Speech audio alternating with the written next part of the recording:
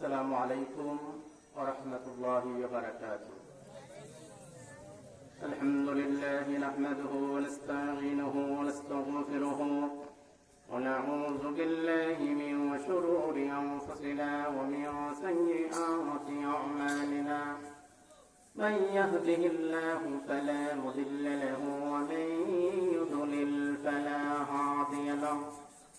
ونشهد أن لا إله إلا الله وحده لا شريك له.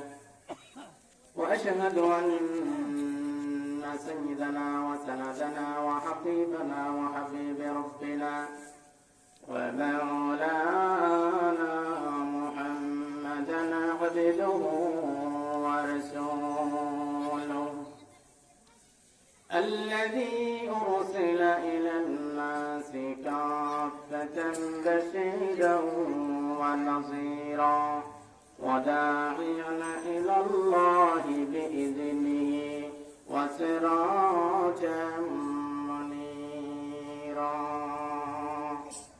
أما بعد فقد قال الله تعالى في كلامه المجيد وفي فرقانه الحميد. أعوذ بالله من الشيطان الرجيم. بسم الله الرحمن الرحيم. وقضى ربك ألا تعبدوا إلا إياه وبالوالدين إحسانا.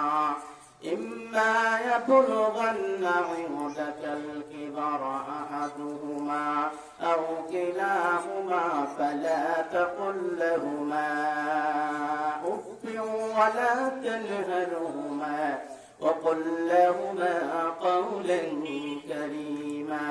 واخفض لهما جناح الذل من الرحمة وقل رب ارحمهما كما ربياني صغيرا. وقال رسول الله صلى الله عليه وسلم جاء رجل إلى رسول الله صلى الله عليه وسلم من أحق حسن صحابتي؟ قال أمك. قال ثم من؟ قال أمك. قال ثم من؟ قال أمك. قال ثم من؟ قال أبوك. رواه البخاري أو كما قال عليه الصلاة والسلام. إن الله وملائكته يصلون على النبي يا أيها الذين آمنوا صلوا عليه وسلموا تسليما. জুড়ে সরে মহব্বতের দৃষ্টিতে আমরা নামাজে যে দুরূদ শরীফটা পড়ি আল্লাহুম্মা সাল্লি আলা মুহাম্মাদিন ওয়া আলা আলি মুহাম্মাদ কামা সাল্লাইতা আলা ইব্রাহিম ওয়া আলা আলি ইব্রাহিম ইন্নাকা হামিদুম মাজিদ. اللهم بارك على محمد وعلى آل محمد كما باركت على إبراهيم وعلى آل إبراهيم إنك حميد مجيد.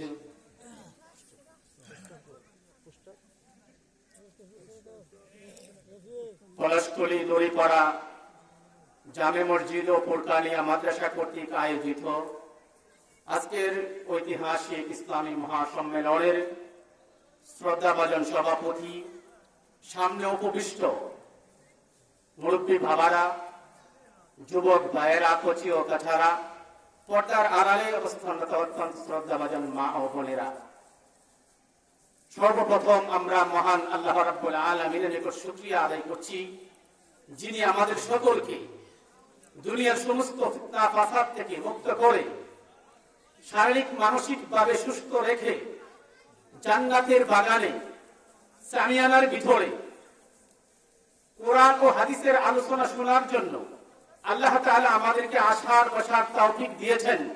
এটা আল্লাহর পক্ষ থেকে বড় একটি নিয়ামত। কি নিয়ামত না বলেন?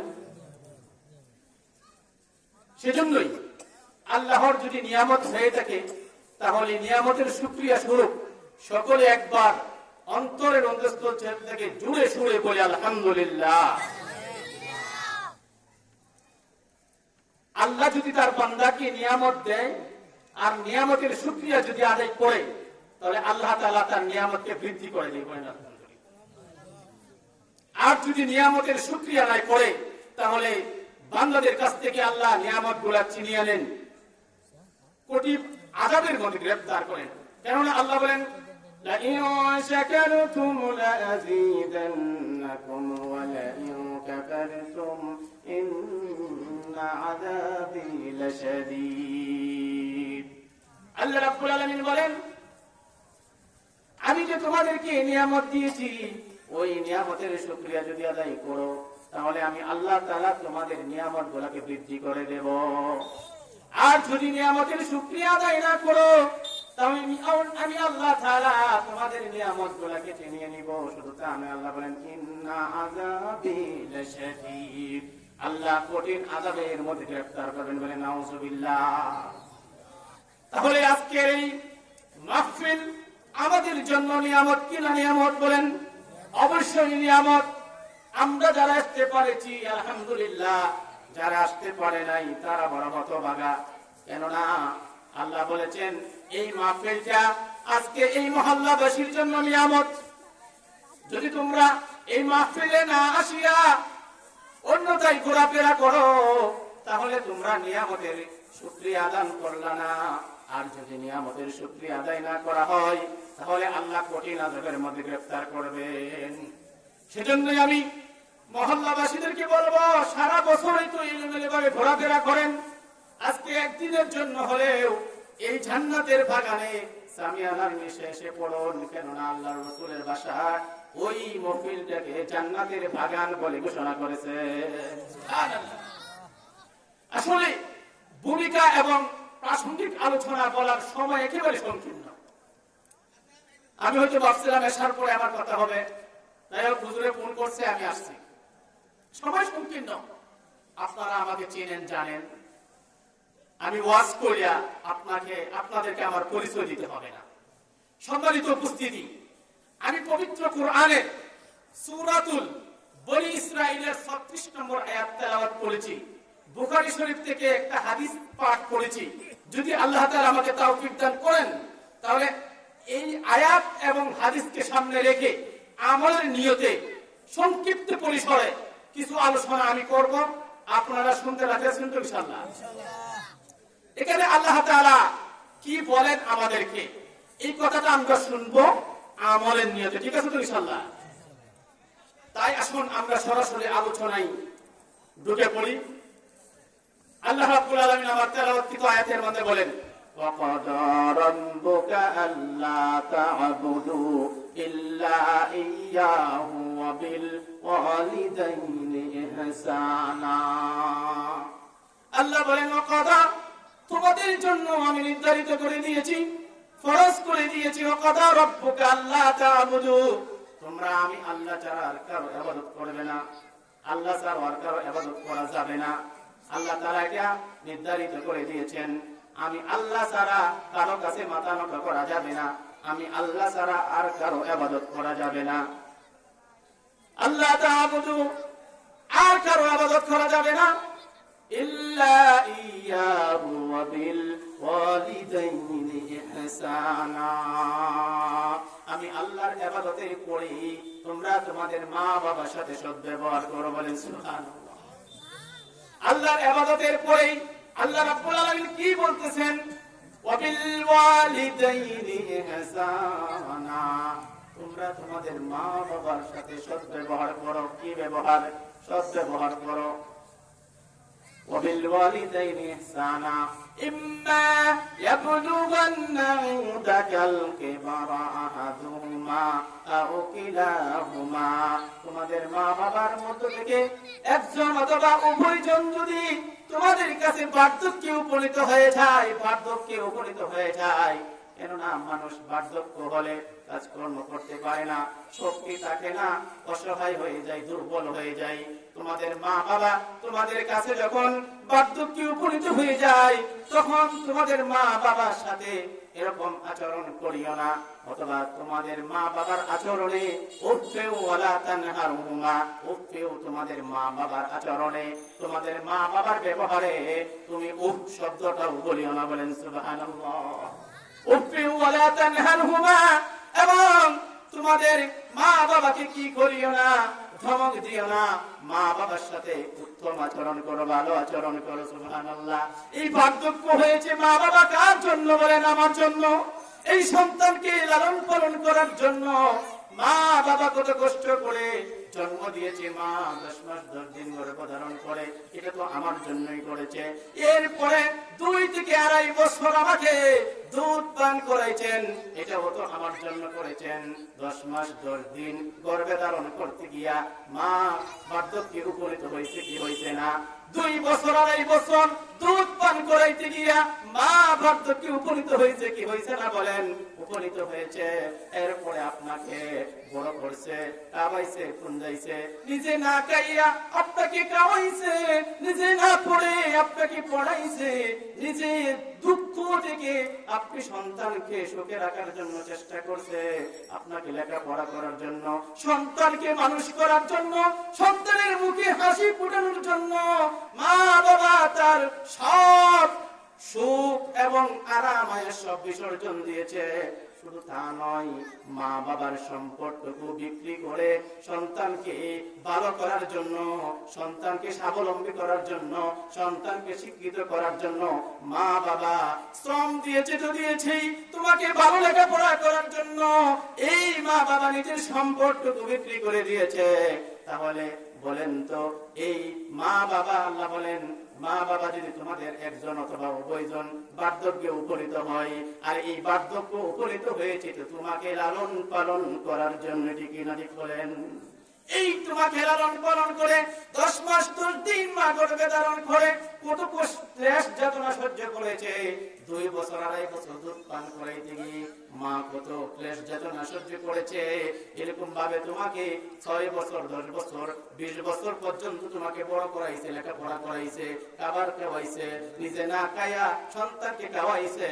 সব আরাম আয়েশ বালা মন্দ সব গোলা বাদ দিয়া তোমার সন্তানের ভালো মন্দর দিকে তাকাইয়া মা বাবা সব কিছু বিসর্জন দিয়েছে। এই বিসর্জন দিতে গিয়া আজকে মা বাবা অসুস্থ হয়ে পড়েছে, মা বাবার শক্তি কমে গেছে, মা বাবা বার্ধক্যে উপনীত হয়ে গেছে। এজন্যই আল্লাহ বলেন ওয়ালা তাকুল লাহুমা উফফিন ওয়ালা তানহারহুমা ওয়া কুল লাহুমা কাওলান কারীমা। তোমাদের মা বাবা একজন অথবা উভয়জন, মা অথবা মা বাবা উভয়জন যদি তোমাদের কাছে বার্ধক্যে উপনীত হয়, আরে তোমার জন্য সব কিছু বিসর্জন দিয়েছে, ওই মা বাবার আচরণে তুমি ও শব্দটাও বলিও না। হযরত আলী রাদিয়াল্লাহু তাআলা আনহু বলেন, আল্লাহ তাআলা এখানে উহ শব্দ ব্যবহার করেছেন। উহ শব্দ হইল সর্বনিম্ন কষ্টের মাঝে সর্বনিম্ন কষ্ট হইল এটা উহ শব্দ। আল্লাহ যদি এর চেয়ে আরো নিম্ন মানের কষ্ট যদি শব্দ থাকতো, আল্লাহ এটাও পবিত্র কোরআনে উল্লেখ করত। তোমাদের মা বাবার ব্যবহারের কারণে উহ শব্দ বলা যাবে না। কিন্তু আজকে দেখেন সমাজের অবস্থা, মা বাবার সাথে আমরা কিরকম আচরণ করি, মা বাবাকে আমরা কিরকম করি। এমনও মা বাবা আছে, এমনও পৃথিবীতে অনেক সন্তান আছে, ও শব্দ বলবে তো দূরের কথা, মা বাবাকে ধমক দেয়, মা বাবাকে গালি দেয়, এমনকি মা বাবাকে পর্যন্ত হাত তুলে কি তুলে না বলেন। অনেক সন্তান আছে মা বাবাকে কি করে, মারে পর্যন্ত। শুধু তা নয়, মা বাবাকে ঘর থেকে ধাক্কা দিয়া বের করে দেয়। এই ঘরটা খার, নিজের ঘর থেকে সন্তান তার বাবাকে বের করে দেয় কি দেয় না বলেন। বৃদ্ধাশ্রমে দেয় কি দেয় না। আজকে তথাকথিত শিক্ষিত যুবক ভাইয়েরা, বিসিএস ক্যাডারধারী ভাইয়েরা, কলেজ ইউনিভার্সিটির ভাইয়েরা, তোমাদেরকে কলেজ পর্যন্ত পৌঁছাইতে, ভার্সিটি পর্যন্ত পৌঁছাইতে মা বাবা কত কষ্ট করেছে সন্তান তুমি জানো নাকি? ভার্সিটিতে পড়ো, তোমাকে ফোন করেছে বাবা 10,000 টাকা লাগবে, বাবার কাছে 1 টাকাও নাই, বাবা কোত্থেকে দিবে? আপনার কাছে যায়, আমার কাছে ধারের জন্য যায়, রেলের জন্য যায়, কোথাও পাই না।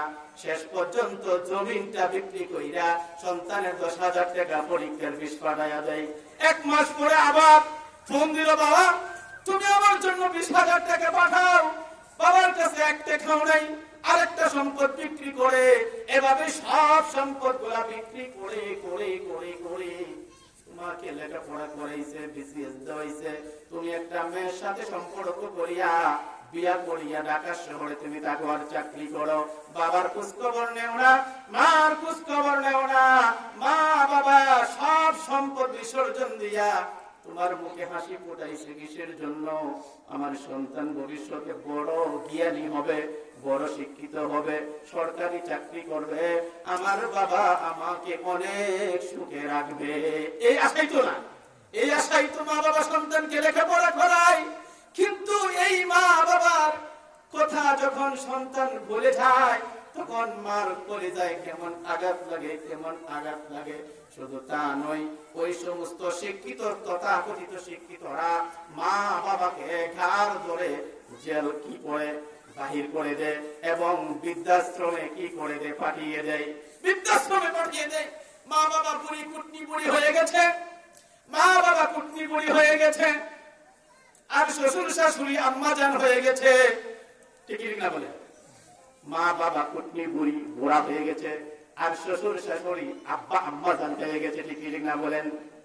আমি একথা বলি নাই শ্বশুর শাশুড়িকে সম্মান করা যাবে না, করতে হবে, কিন্তু আগে কে মা বাবা, আগে হইল মা বাবা। কেননা এক সাহাবী আসলো, আল্লাহর রাসূলের কাছে আসলো, আসিয়া বলেন, মান আহাক্কু হুসনে সাহাবাতি, ওগো আল্লাহর রাসূল, আমার কাছ থেকে সবচেয়ে বেশি হক কে বেশি পাবে? আল্লাহর রাসূল সাল্লাল্লাহু আলাইহি ওয়াসাল্লাম বলেন, ক্বালা উম্মুকা, বলেন ক্বালা উম্মুকা, তোমার মা। এরপর আবার প্রশ্ন করে, সুম্মা মান?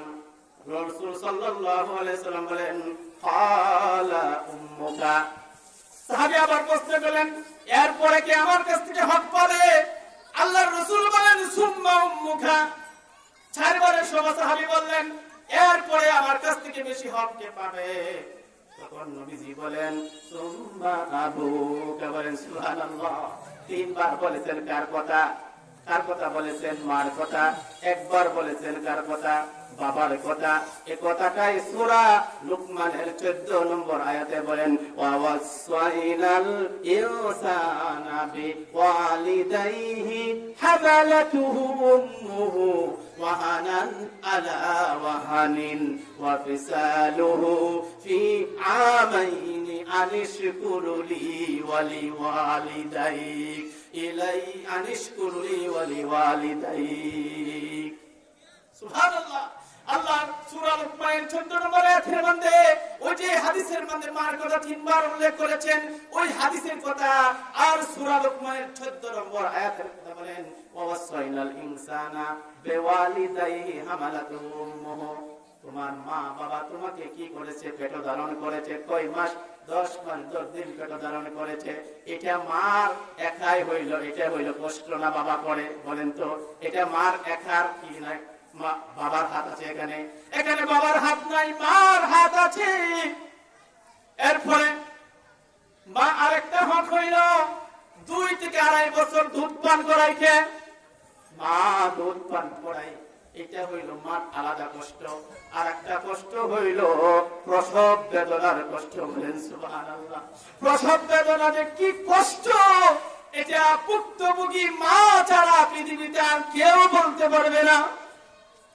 প্রসব বেদনার যে কি কষ্ট, পৃথিবীতে ভুক্তভোগী মা ছাড়া কেউ কষ্ট এটা বলতে পারবে না। সন্তান যখন মায়ের গর্ভে থাকে কত কষ্ট, যাতনা জানেন নাকি?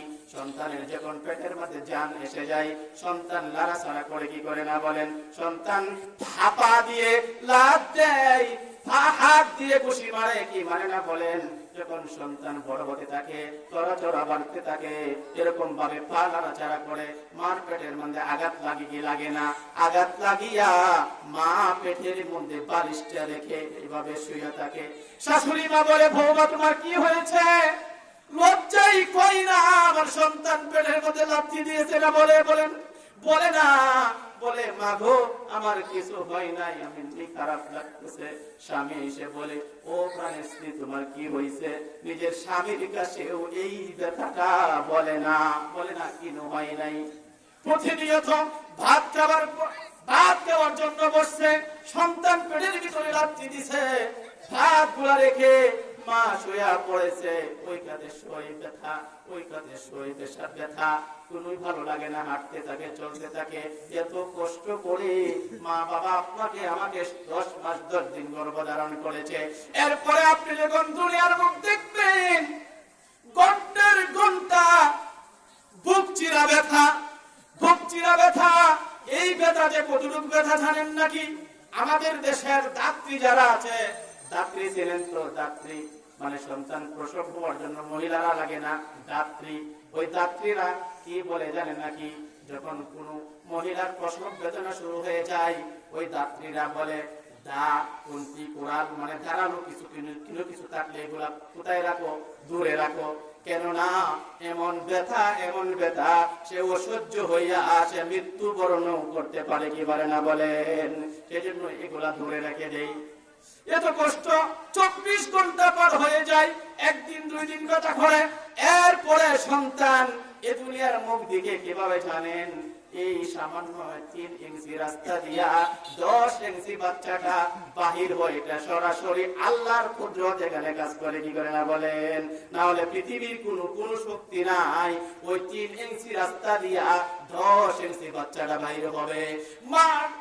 মারি এই রেহেমের ভিতর থেকে যখন বাচ্চাটা দুনিয়ার মুখ দেখে, তখন মা বেহুশ হয়ে যায়। গরু